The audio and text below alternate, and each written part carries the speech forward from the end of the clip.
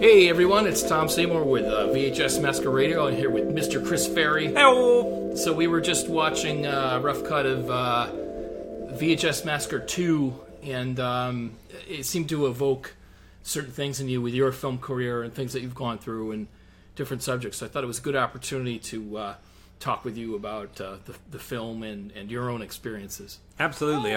First of all, I'll say kudos. I think it's a very strong follow-up to your first documentary. I think it raises so many interesting points about sort of fundamental ways in which the current movie system is broken. And the clip we were just watching that's still fresh in my mind is Bob Briggs talking about how suddenly with digital camera technology and prices coming down that it's possible in a way that it never used to be, to make a movie, Oh, sorry. If you hear a little giggle, that's my daughter Isabella. Uh-huh. She's going to be part of the interview from time to time. She's a film enthusiast also. Yeah. So go on, yeah. So. Yeah, but it used to be that the biggest hurdle to making a movie was cost. It was just too expensive.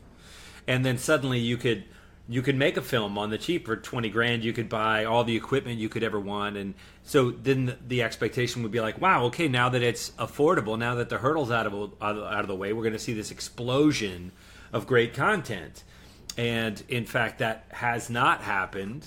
If anything, you see on cable television, 300 channels of nothing you're interested in watching.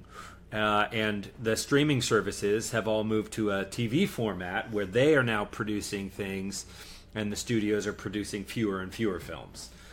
So there's good stuff out there, but it's about 2% of the stuff out there is good, and it feels like there's actually no statistical gain from this democratization of independent filmmaking, right? Yeah, and there's no viable pathway for somebody with the talent to actually make an interesting movie that viewers would be interested in seeing, and have that not be a money losing proposition for them. So, let's say you scrape together $50, $100, $150,000. No mean feat. I mean, that's a lot of money, and you make a movie that is at least good enough to generate an audience. There's no way for you as an independent filmmaker without A-list talent or names attached to it, unrelated to the studio system, and I'm kind of including the big streaming services in that, to get that out in front of viewers. And YouTube isn't really... That revenue stream's totally controlled and been diminished, which I point out, like, Lloyd made $1,000 off of a film in 2015, but by something like 2017 he made $1 with the same amount of viewership, which is something like 400,000 views. So it's all locked up. The media consolidation runs so wild that there's 5 companies that own everything, and he talks about vassals of the majors. So you think, maybe you like Shudder and you think somehow that's independent. It's not. It's owned by AMC. So there's almost no such thing as a standalone independent film production, except for a few standalones like Troma. There's many that start up, but they just don't last. And I think that it's you can talk about whether that's right or fair, and that's an interesting conversation to have. I happen to think it's not right or fair, but practically speaking, it has a really dampening effect on the quality of the material that you end up seeing. So it actively discourages innovation and alternate viewpoints, right?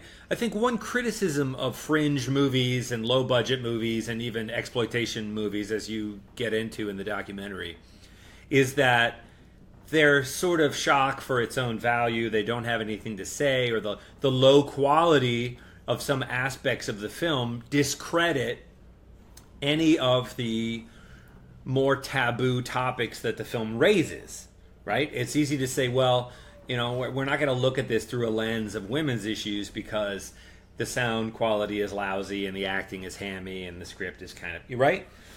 And so a film like that simply gets discredited and not shown on technical things. And the conversation points then never make it into the mainstream viewer's vision. Yeah, I agree. But then on top of that, the exploitation, is the genre we're talking about in particular, and that's defined actually by market exploitation. So people don't understand sometimes what it means when someone says an exploitation film. It's not about exploiting people, it's about specific genres in marketing, like horror or martial arts or monster movies. But that being said, exploitation has been a place where historically independent filmmakers could come in, do an exploitation movie and recover their budget, because it is all about that intensified marketing of a specific niche. And so those films can be important, but even those films are all but dead. And then you have all the like there's companies like Asylum, which is owned by a larger company, and they make all those knockoffs like Transmorphers instead of Transformers, and Almighty Thor instead of Thor, or they're recently doing, there's another example like the Sharknado movies, which I think are made by the Sci-Fi Channel. So it's this illusion of exploitation, but it's not real. It's and those films, homage. Yeah, well, I think that's, from the ones of those that I have seen, homage is giving it too much credit. It's a sort of a cynical hope that somebody who liked Transformers will either accidentally click on Transmorphers and finish watching it all the way through, or that they like Transformers so much that they will watch something Transformers adjacent that has nothing to do with Transformers and isn't even a fun, silly, homage or spin or celebration of the original content. Yep. My takeaway is, like, I think you and I sat down one time and watched some of Transmorphers or something similar, and it's not that it was worthless garbage. Like, somebody took it as an opportunity to really write a script and make it. I found it utterly forgettable. Yeah. But it wasn't just an obviously throwaway. They wanted to make it look good enough so that viewers would stay and watch, but they didn't have anything to say. I didn't find it particularly entertaining. You know what I mean? It just felt like filler.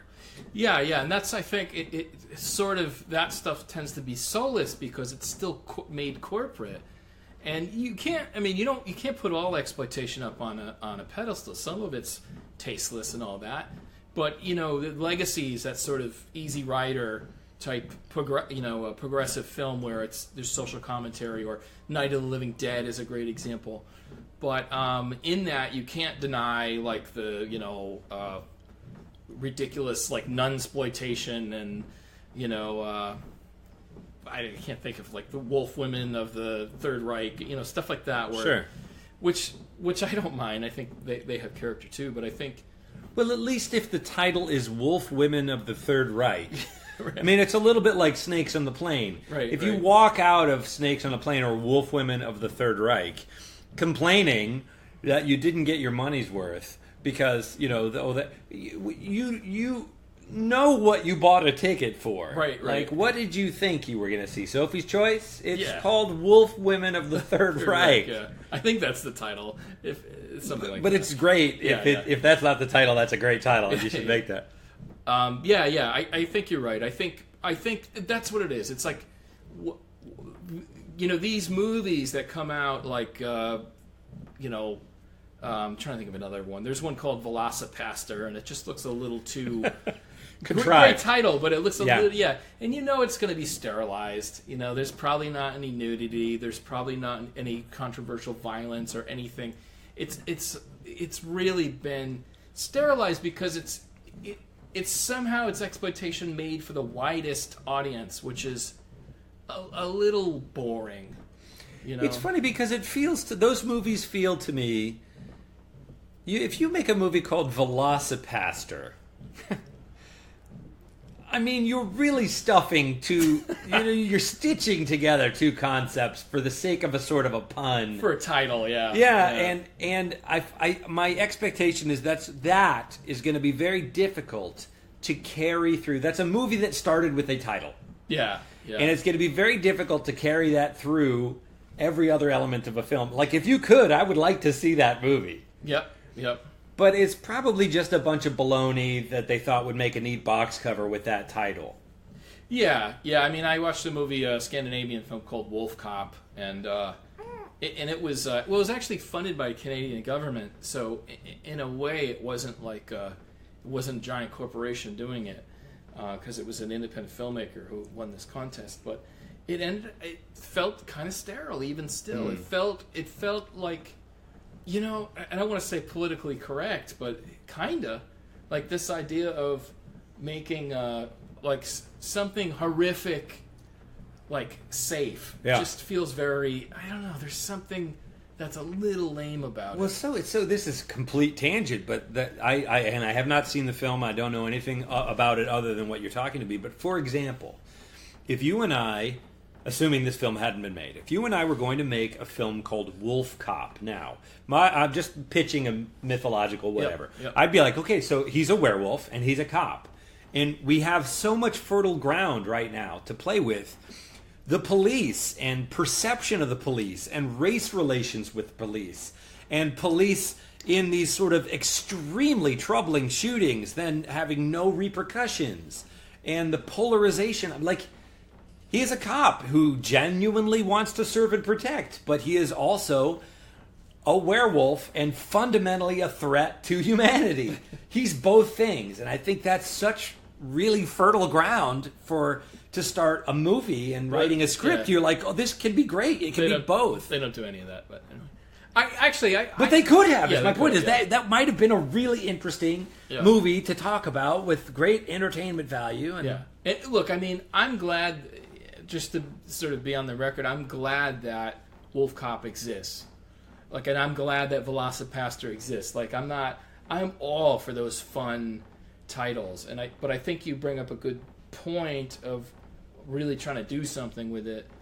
And yeah, I don't know what to say. It's just when something doesn't ring as genuine as you'd hope it would be. Even like, we're talking about pretty preposterous titles, right? So it's hard to know really how to hone in on it. But I think there's just a purity of you know, films, exploitation films in the 60s and 70s that didn't feel like parodies or send-ups or homage. You know, they were sort of pure in their own way. Yeah. Well, you know, there's this myth in American capitalism of it being a meritocracy, that you could come to this country with $10 in your pocket and you could end up being a billionaire. That's just patently false. I mean, there's nothing legally prohibiting that from happening. Yeah. But it's not going to happen. It's just not going to happen. It's not going to happen. And yet we continue to think that the American dream is this sort of Cinderella story, you know, and it's reinforced constantly from lottery winners and shows like, you know, I remember the first American Idol, Kelly Clarkson won, and they went so out of their way to spin her as this, you know, little country girl who only ever sang in the church choir, and now look at her, she's a megastar. Come on. She couldn't sing like that. She worked her butt off. She had an enormous amount of natural talent. You know? Like, it discredits. It makes it sound like she was just peeling potatoes. And, oh, no, you too could be a megastar. Right, well, you could, too, if you worked that hard and you had that natural talent and you get all the lucky breaks that Kelly Clarkson got. Right, like, so it's still amazing. In regard to the entertainment but not industry, the way they spin it. Yeah. Like that, so... Again, that funnels kind of into the independent scene, is that we did kind of grow up on this dream, like that sort of Matt Damon, Ben Affleck dream, where it was like, oh, we can do it too, it's no problem. And Matt Damon and Ben Affleck were young, and they were sort of newcomers to that sphere, but they were hardly Hollywood outsiders, you know? No, they had been in a bunch of stuff. They had enough connections, and that's not to say that I don't think that their accomplishment is not worthy. Like, I enjoyed the movie, you know. Yeah, or even swingers. Like I was watching Rudy the other day, and there you have Rudy, Vince Vaughn, and Jon Favreau. Yeah. And they're in Rudy, and then whatever. It's like a decade later they finally broke, So they were acting in stuff as children. Yeah. And so, yeah, it is that kind of stuff. I always thought of Robert Rodriguez as my hero because, he didn't, as far as I know, he had to be used as a guinea pig in a medical facility to earn the $9,000 to make El Mariachi. Right. So, he was a hero of mine, but again, that guy is a super genius, and what he did for that money was amazing. But somehow he got these meetings, and someone saw his film, and then they dumped like $100,000 into post production. Yeah. So there's a lot of luck. Yeah, I just went back and watched Spy Kids with my own kids. Mm-hmm. It's really a fun movie. Oh yeah, and it's really original in a lot of ways. Like I think where I started with this whole meritocracy thing, I switched over to the American Dream. Is in film, I feel like if you set out to make a money, well, this is a Freudian slip. If you set out to make a movie because you think it's going to make a lot of money, you're probably going to be disappointed, frankly. Yeah. Oh. But if you set out to make a movie because you've got a really clear idea of the movie you want to make, and you're willing to make it the best you can, as true to your vision as you can, on whatever money you can, you've got a chance of at least being proud of the product. There still isn't a place, even if you're willing to put it out there for free, that people can really go to view it. Now, you could say YouTube, sure. I don't go browsing. There's not a channel, there's not a funnel on YouTube that directs you to that. One of the folks on your documentary had this suggestion of creating, like on a streaming service, having a category of micro-budget films. Mm-hmm. You've made movies. I've made movies. I never wanted to do it as an act of altruism. I hoped that we would at least make our money back. To make another one, yeah. Recover your budget and then put it down on a new one. Yeah. But I was just thrilled whenever there was an opportunity to show it to people. And that's not to say that I think that films that I've made are perfect. I'm proud that I made them.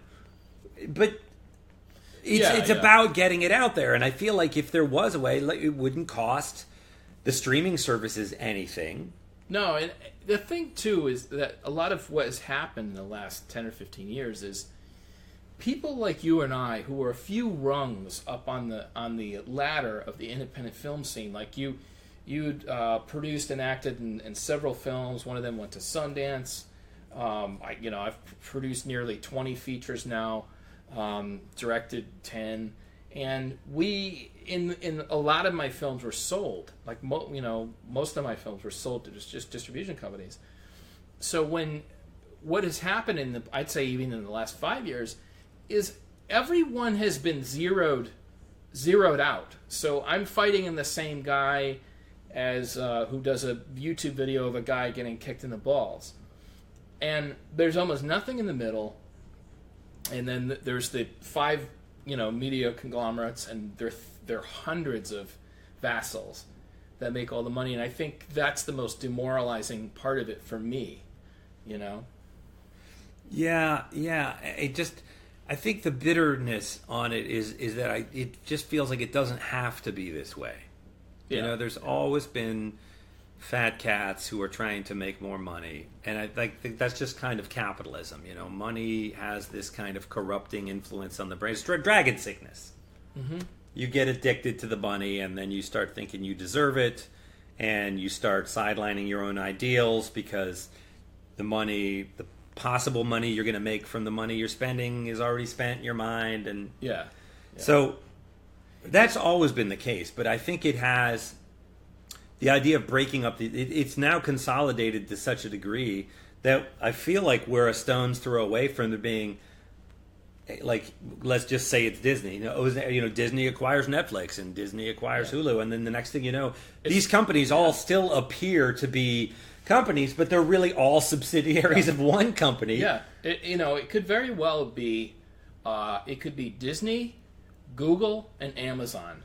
That could be they could potentially own all of media unless something's done. And they begin to compete with each other. They begin to become more alike because they see their competitor doing something successful and they emulate that. Mm-hmm. And it goes both ways. So let's say you've got Disney, Amazon, and Google, and Amazon comes up with this great new thing that is just pulling customers away from the other two.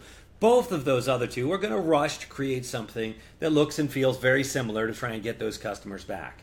And that's how homogeny snowballs and feeds itself until you've got one kind of white noise. Well, and the thing is, too, as artists, as filmmakers, people will always say, well, you can make the film. It's like, yeah, we can make the film, but it's like if someone said, there was a show with David Cross and Odenkirk. It was the end with Bob and Dave. It was like the sequel to Mr. Show, and he's got a joke in it, and he goes, there people are sitting around a table, and he goes, you know what? I decided I'm going to do it. I'm like, what are you going to do?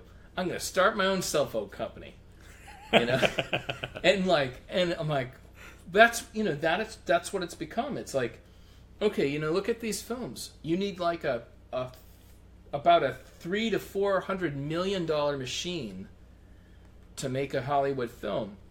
Meanwhile, assholes like me are trying to, make these features because I've been doing it for 20 years. On nights and weekends. Yeah. In your spare time. This is your hobby. Yeah. So it's like, dadgummit, I'm going to make my own movie. And it's like, yeah, you can. But the thing is, there was a time where I was above that fray. Like, my films were on Netflix. My films were in all the video stores. So it's just become a little depressing, and you wonder if things are gonna get better. You keep waiting for that gold rush that J.R. Bookwalter, who is in the film, talks about. This cyclical thing where some new technology opens up and lets you jump in. But the problem is, if there's only 5 media companies, then whatever infrastructure they discover, they own. And they can change the rules any fucking time. It's depressing existentially, but it's literally depressing in the sense of, let's say I'm a filmmaker who wants to make a movie, and I want people to see it. I'm not averse to making money, but I want people to see it. I want to get it on Netflix, all right? Netflix has now started making their own content. They're the type of they pick up new content in certain categories. So there's certain types of movie they're looking to acquire. That's not a secret. You can find that out with doing a bit of research. I decide I have this vision for my movie, but I want Netflix to pick it up. So I'm going to bend my vision of my movie to fit something that I think Netflix is more likely to pick up. Let's say, so already I'm making compromises. And, you in any creative process, there's going to be, forces at play on it.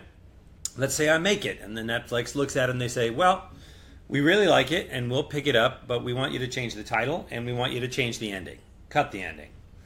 And you think, well, I'm not that attached to the title, the ending hurts, is there any negotiation? They're like, nope, we'll take it, but we want you to compromise your vision. So you have a decision to make, and you say, you know what, okay, fine, I'll compromise my vision, great, I just want to get it out there. Already it doesn't feel like your movie anymore, because you're compromising it. And then maybe people are seeing it, but they're not really seeing your movie, and you're not getting paid anything for it. Yeah. It's the worst of both worlds. You went into it expecting not to get paid anything for it. You just wanted people to see it. But then what people end up seeing isn't really the movie that you set out wanting to make in the first place. Yeah, I think... it almost feels like they want you to betray your vision. Yeah. Like, they don't really care about the movie. They want to see how much you'll degrade yourself. Yeah, it's just just to get a yes. It's just commerce. Well, yeah, I think sometimes you do have these Hollywood producers that are, they're really scared these days, and so they're going to try to do anything that can maximize the safeness of a film, and that makes for some pretty mediocre shit. And when was the last time you saw a really good, safe feeling film? That was great. It felt safe, and Yeah, I mean, occasionally there's those like Disney sports movies that are decent, but but they're not saying anything particular that's new.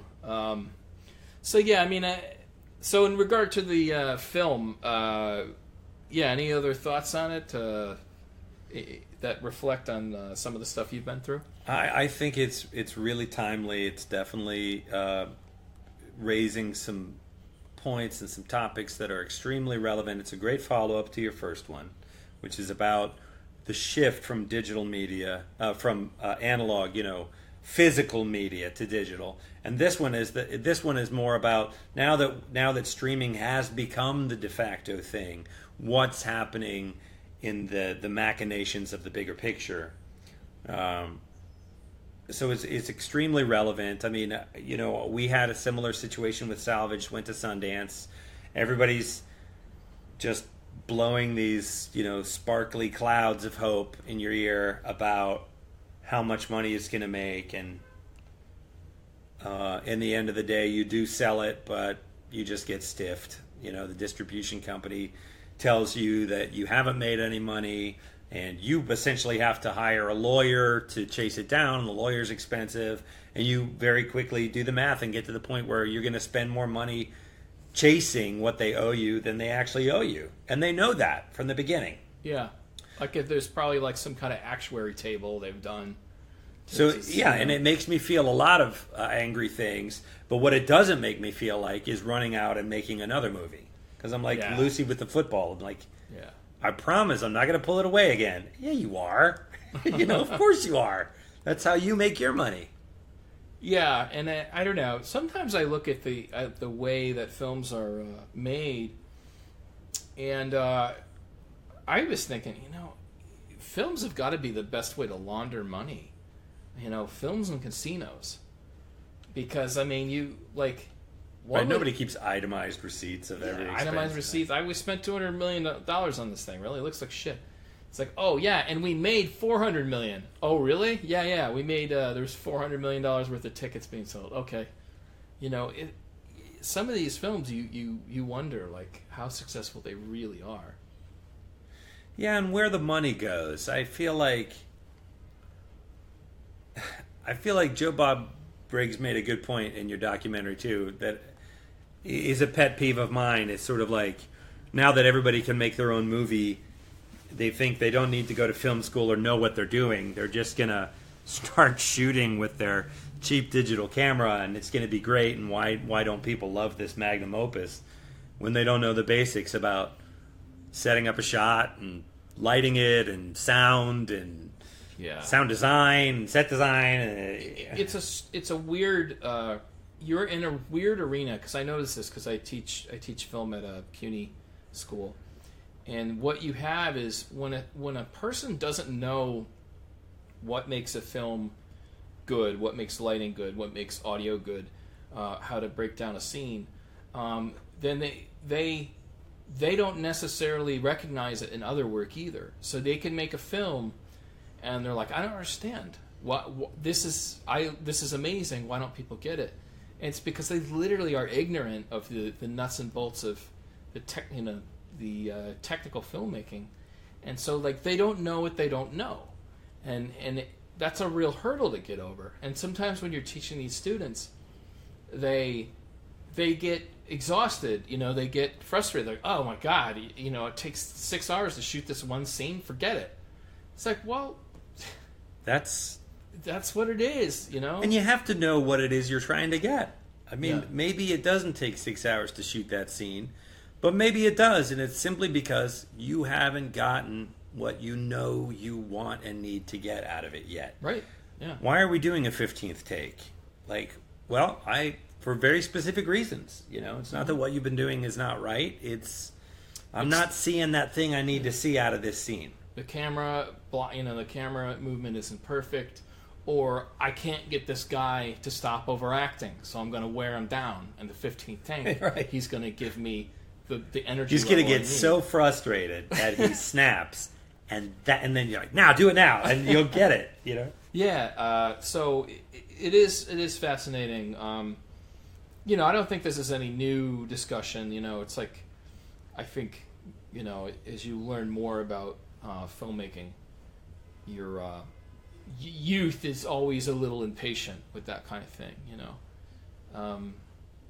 I had a student come in my office and he's like, "Oh, I'm an actor." I was like, "Oh, well, this is the film department." He's like, "Oh, I don't need the film department. I do YouTube." I was like, everyone does YouTube. Everyone's mother does YouTube. But that's meaningless. Right. YouTube just means there's a camera on your computer. Like, I can post anything on YouTube. Yeah. But, and then people bragging about, I shot this on your phone. That's no longer bragging rights. Okay? It's not impressive that you shot a film on your $1,000 phone.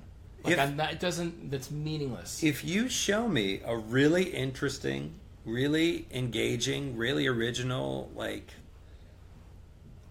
film of any length, that I'm like, that's really great. And then you go, and I shot that on a phone. I'm going to be like, really? Mind blown. I wouldn't be. Because I'll be like, that looks incredible. I would never have guessed that you shot that on a phone. But that's the wow. Not like, wow, your phone has a camera? I mean, so does mine. I think that is, I just think 10 years ago, I don't even know what people were trying to say with that. My biggest beef is that these cell phones are so fucking expensive. You can buy a great DSLR. You can buy a Lumix G7 for $400. Yeah. With a great lens on it. And I think that's where it came from. Is early on. Yeah. Where you couldn't believe that the camera quality on a smartphone looked that good. But now, with the iPhone 11, I think in many ways, the camera technology looks as good as anything most of us are used to casually when the last time we owned a video camera. Yeah, I have cell phone footage spliced in my dock here and there, yeah. But, the new the actual cameras that you buy nowadays look commensurately amazing as well. I mean... Well, that's the thing. The competition is so high. You really want those prime lenses to... nothing has grain on it anymore, and everyone is very picky about what they watch. So, yeah. But to me, the idea of a cell phone. If someone says I shot that on a cell phone, I believe your next word should be like, "Why are you so lazy?" That should be your next word, because that's a ridiculously expensive device, and it's not designed for video. Right. Well, to me, it's like, how do you lock it off? I mean, you got to get a stand. To me, the biggest deficit of shooting on a cell phone are the limitations of the form of the thing itself and the storage inside of it. The bad lens and the compressed video. It's like, it shoots in 4K. It's like, yeah, well, your color is compressed all the shit. It looks like garbage. So, congrats. Anyway, so I think we've gone off on a tangent. But, yeah, well... In my day, we didn't have smartphones. Back in my day... You had a hand crank. You had to turn the film yourself.